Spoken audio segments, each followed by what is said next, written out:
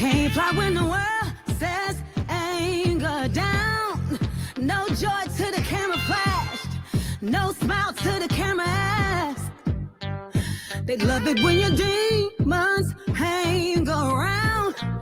They hang around. And I believe in a space to breathe. Air is running out. I can hear the clouds begging me to spread my wings again. Yeah, like I forgot what being fly's about. I'm just wiser now. Damn right it is, Sid. Whole spring, spring, trying to remember what made me sing. Crumbled and broken, hoping these wings could help me rise again. Hey, something just beyond your grasp won't ground me. Something that I lost and last just found me. Popping far beyond the paparazzi. I can't stop y'all from watching, but you're watching me taking off. Yeah. All right, let's fricking go. Hey, it's Soleil, and this is episode 270 of the Orange Pill Investor. Trying to get to 350 by the end of the year. Going to be cutting it close. Might have to do some two-a-days, which will be good because I can do like a trades video and then a whatever the hell I'm thinking about video.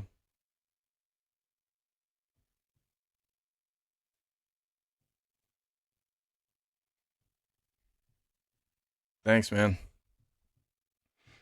All right, so a little bit of a red day on MicroStrategy, but I always just scroll out so I can keep a little bit better perspective on things.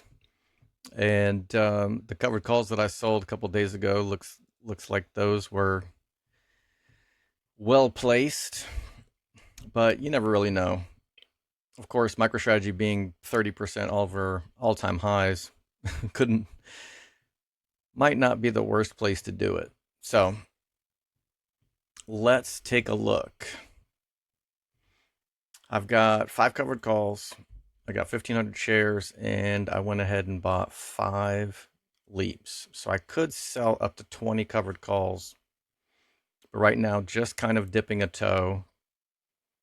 And you can see even I've only had this open for one day. Trade price was about 1,000. I could buy them back, right now and just pocket like $200, but that's not really what this is about. That would be getting the direction correct, but I don't mind sitting on this for another week or two. And it could go against me, and that would be fine as well. But I generally like to try to manage these within 2, max 3 weeks if possible, and buy them back for about half price. If MicroStrategy is still trading around the same range, 230, 250, whatever, I would probably just roll them out and continue to do that until the price changed significantly. And then I would maybe take a look at what to do next. So I think on all of these positions, I'm pretty happy with. I don't need to get too crazy and add a bunch of covered calls at this point. And let's just review the long calls. So, of course, I just rolled all of these, so probably losing my ass on all of these long calls at this point. But I've got the 10 460 strikes, and I have these, since last week, but now they have higher strikes available. So I bought 10 more at the highest strike available. And the reason I do that is because I want the most delta exposure for the least amount of money as possible. There's no perfect trade and no perfect option. So the trade-off to these options, especially since they're under 90 days, is theta is going to accelerate, and the farther out of the money I am, the faster they're going to accelerate. So in the money options, delta will be higher, gamma will be lower, but also theta will be lower on the in the money options. But for me, these are just all speculative. they could completely shit the bed, or they, if the price rockets up, then these, if it happens quickly, then these would print. So we'll see. I've got 40 of the 530 strike, 168 days to expiration. And these I will look to roll every 90 days approximately.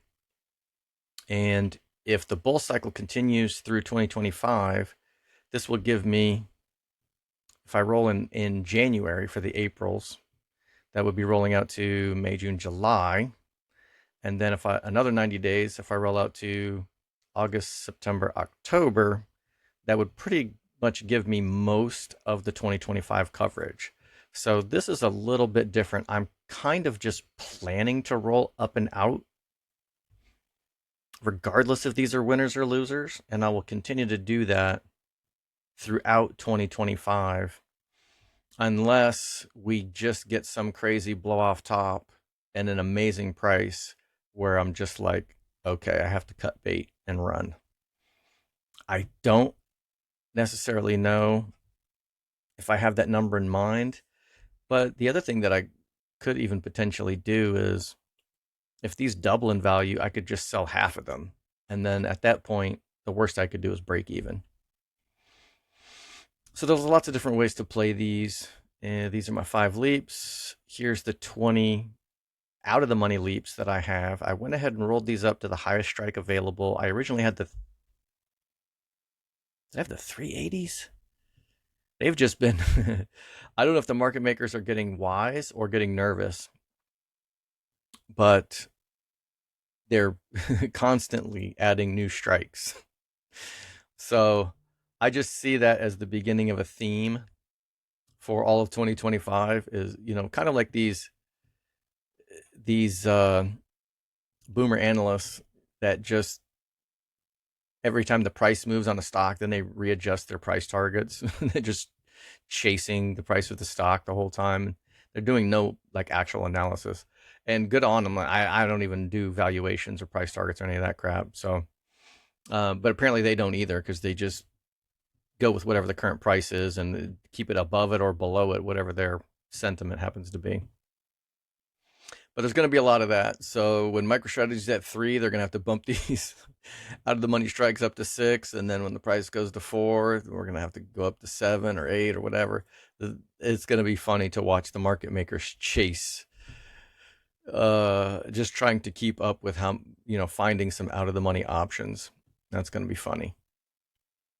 And then I've got my token Tesla position that I just refuse to unload. I sold my 100 shares because I wanted to unload as much margin use as I possibly could. And even though I'm long Tesla, I'll probably use it as a pairs trade in 2025. So as I'm peeling off profits in MSTR, I'll probably roll some over to Tesla. But for right now, even though I'm bullish on Tesla, it's not my urgent play right now. My conviction is with MSTR, not financial advice exactly, but this is what I'm doing. So there's actually nothing for me to do here. These covered calls that I sold have 36-ish days to expiration. So another week or two on these, if the price of MSTR is holding. If the price of MSTR goes up, and you should always have your plan ready when you open a trade. So I always know when, if I open this up 40, 50 days to expiration and the price rips up on me, I'm probably not going to roll early. I don't panic. I just say, fine. If they get called away, or if I do end up paying to roll, I'm going to do it with 1 or 2 days to expiration left, because I want all of the extrinsic value to drain out of that account before I roll. I don't want to pay for all that extrinsic value. If I roll them now with a bunch of time left, then I have to pay for all that time. I want the buyer to pay for the time. So that's my thinking. And let me just check the chat before I move on to the IRA. What's up, Junkrat? Good to see you, Dill. And Vegas. What's up, boys? Yeah. Down 100K in the day. Yeah, I think I'm down 50.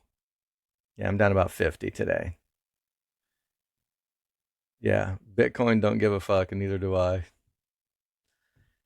Um, but that kind of does bring up a good point. So before earnings, I had six figures of margin use here. Right now, I'm down to 39,000 in margin, and I'm just very happy with that decision. I owe that little nudge to Grain of Salt. He's like, look, when you win, just take life-changing money and just peel 20% off the top and pat yourself on the back. You won the game, and live to fight another day. And so I didn't quite take 10% off the top, but I sold 200 of my 2,200 shares, and I sold two of my 20 leaps. And then, of course, I sold 100 shares of Tesla. And I got my margin use down from like 120,000, I think, down to 39. And I barely even consider this margin use because I've got access to home equity line of credit, so I could go and get like 30 grand with the click of a button if I got a margin call. Like if Tasty Trade was like, nah, you're you're a degenerate, you have 95% of your entire portfolio in MicroStrategy, you're a fucking lunatic, and we want our money back. I could totally just pay it off and it would be fine. I'm not worried about getting liquidated or anything.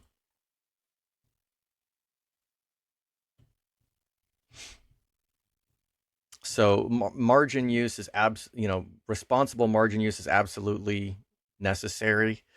I know we like to joke about being irresponsibly long MicroStrategy, but you don't have to be irresponsibly margined to the fucking gills. So yeah, same, right? All right. All right, the IRA account.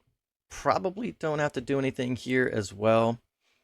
I dumped a few shares because I wanted to buy leaps, and then of course, these are all down. But I have the two leaps that I can sell covered calls against, which I did. I could sell three more covered calls, but I want to wait for the price to get to like two. So our most recent all-time high was 270. So I would definitely consider doing it at 270, or maybe do one at 270, and if the price gets to 290 slash 300ish, maybe do another one. And at that point, we'll probably either just bounce off 300 and go back down and find support again, or if we clear 300, then some shit's getting called away, because if it rips from there, I don't think there's any way I'll be able to just even pay to roll out of it. So nothing to do here. I only have $180 worth of buying power. Happy with that. I think I'm using very minimal margin here. Yeah, $500. I've still got this damn CLSK call debit spread that I demoed, and no big deal. I'm only risking like $100, so the width of the strikes is what we're talking about here. And I paid $30 for it, so really the most I could even lose is $30. And trying to sell it for double that, but I'm gonna need CLSK to probably pump to like 15, I don't know, bucks a share before that happens. So this is just for demonstration purposes. It's a bullish strategy, and since I'm bullish on Bitcoin, I'm technically by default bullish on the mining stocks. Got the 100 shares of MicroStrategy here, no covered call. And I've got the April 460s. I bought this one. My son and I bought this one together at the same time, so that was fun. And I think this one my dad and I bought together. So I've been holding this one for a little bit longer. I have to go back and look and see. Or maybe I didn't buy one with him. Maybe I just told him to buy it. I told him he was on his own. We'll see. I can't remember. I'll double check with him. And then got the four leaps. So nothing to really do here. So kind of making a liar out of me. Friday's supposed to be roll day, but we haven't been rolling a damn thing. And same situation in the 5K account. I already rolled these CLSK calls yesterday because there was like $2 left. So there was no point in holding it overnight from Thursday to Friday. I just went ahead and rolled it out to next week a day early. I was pretty aggressive with the premiums. Collected 64 bucks on both of these.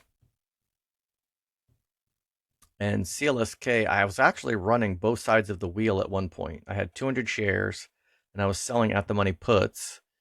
Those got assigned because it went below my strikes. And I was able to. Why is my average cost not here? I think it's about $13.50 a share. Let me see if it calculates it. No. Okay, so Robinhood is not calculating my shares cost, but it's around $13.50. It was like 15 something. And I had sold these 1122s at 11 and 12, which is $3 and $4 below what was my cost basis at that point, because I just don't care. If they got called away, and I lost money, well, that's just the breaks. If you don't want to lose money, then don't buy stocks before they crash. Like, I'm buying CleanSpark here at $17 because it could go to 25 or 30, right? Well, it didn't. It went down. And so when I'm running the wheel, some people like to say, oh, you're going to get stuck bag holding when the price goes down here. Well, that's just because they're too chicken to sell below their cost basis and risk losing money. And occasionally I will roll out to 45 days and try to collect more premium. But in some cases, like this one, I just went ahead and sold the 11.5s for next week. I don't really think about what the price used to be. That's not reality. The reality is the price of the market says that CleanSpark is worth $10.44. It doesn't matter that I paid $13.50 for it. The market doesn't give a shit. So if the price goes up to $11.50, then I will take the $1.50, or excuse me, the dollar profit per share, and I'll take the 50 cents in premium that I collected or whatever, and I'll call that good. Because I don't lose that much. If that was happening every week, then that would be a problem. But when I'm selling the 11.5 strike, I have a 77% chance of profit. So that means I can run this trade, even though I'm taking a chance of selling below my cost basis. 4 out of 5 times, it's going to be a winner. 1 out of 5 times, it's going to go to 12, 13, 14, 15, and my shares get called away. And, that's just how it is. I used to keep a spreadsheet just to make sure that my cost basis I was monitoring what my cost basis was and if I was really selling above or below. But I don't really bother with that anymore. Anybody starting the wheel strategy should absolutely do that. In the Money channel on YouTube has some excellent wheel videos, which is basically, when I do my wheel video, it's basically just everything I learned from Tasty Trade and In the Money's channel, and just regurgitating it out back from my point of view. So check those guys out. But he's also got a really good Excel spreadsheet where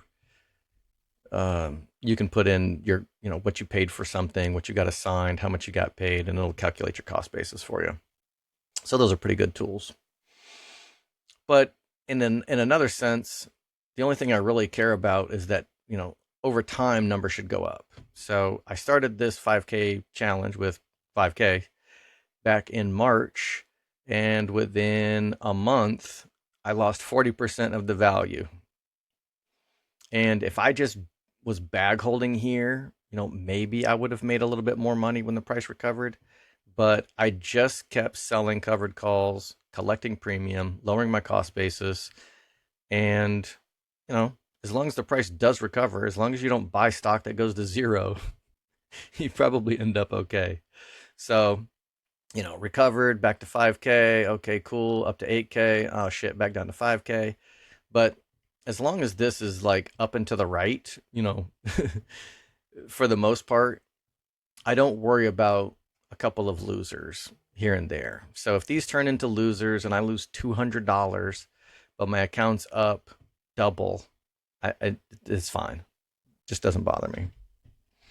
All right, Junkrat says, I wasn't around for the miners last cycle. They give me the willies now, dude. Yeah, exactly. So, and that's a good point. I'm all about MicroStrategy. So I'm a big Bitcoin maximalist, so I'm bullish on any Bitcoin derivative, but I'm a complete believer in what MicroStrategy is doing. So Saylor is the absolute GOAT with what he's doing. And so in my main account, you can see clearly the only thing I'm really trading here is MicroStrategy. I have just about 100% conviction in MSTR at this point, other than that little, Tesla trade that I've got here, and the CLSK, which is just for, demonstrating purposes. Same thing with the 5K account. Someone who has 5K can't just run the wheel on MSTR because they don't have 20 grand. So the only reason I'm even, running the miners here is it's kind of like, there's no second best, but what are you going to do? If you can't afford 100 shares of MSTR, you can't afford them. I was I was actually kind of tempted to cheat because I could go out even in this, quote unquote small account. I could go out to this, get a leaps and pay like, let's see, what's the delta on the 200 strike? Yeah, I mean, technically I could run poor man's covered calls with this, even in this account. So I'd have to dump all the mining stocks, but that's kind of risky. And I don't want to say it's cheating, but I'm doing this account to demonstrate the wheel and the type of profits that can be made, and not necessarily, just aping into fucking MicroStrategy.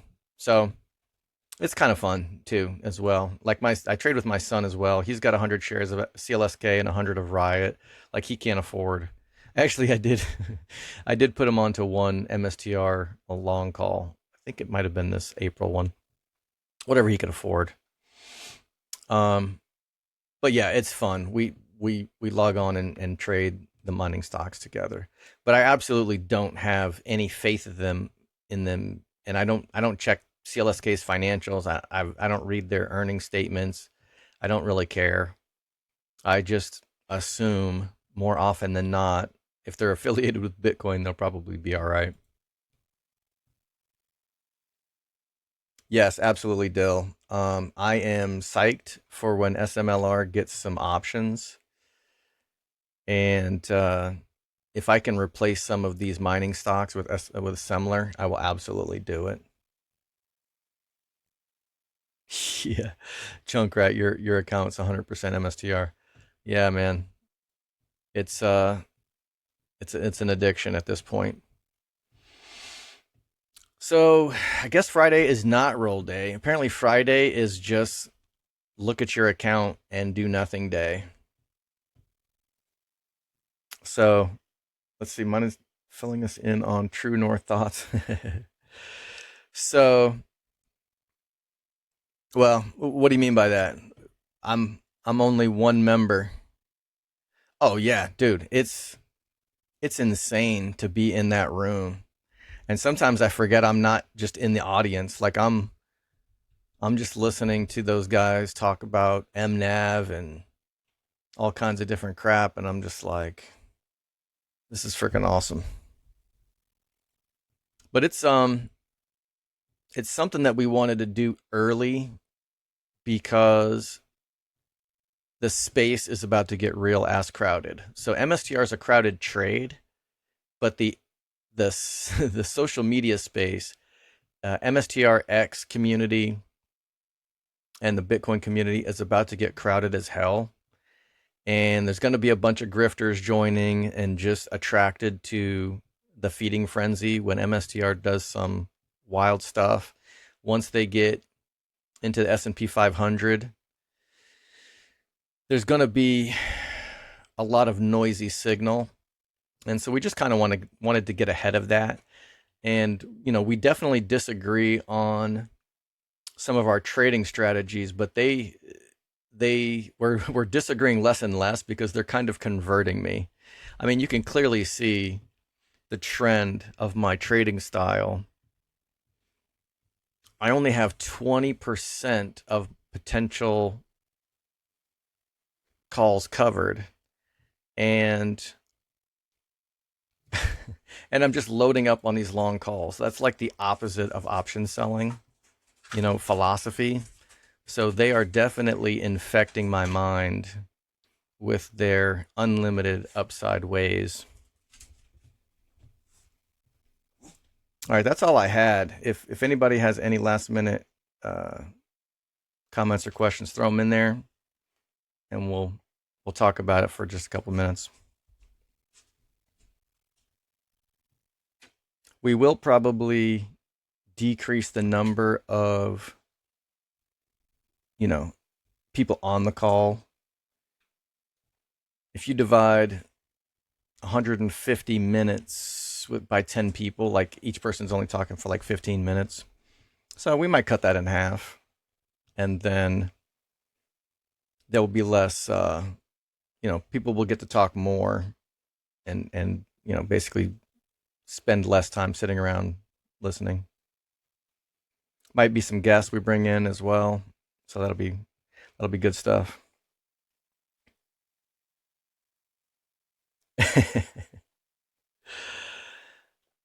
Yeah. Yeah, well, there's no shortage of FOMO. So it helps to have a little bit of FUD now and again, just to keep it honest.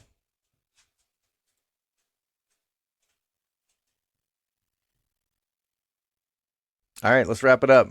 Be good, y'all.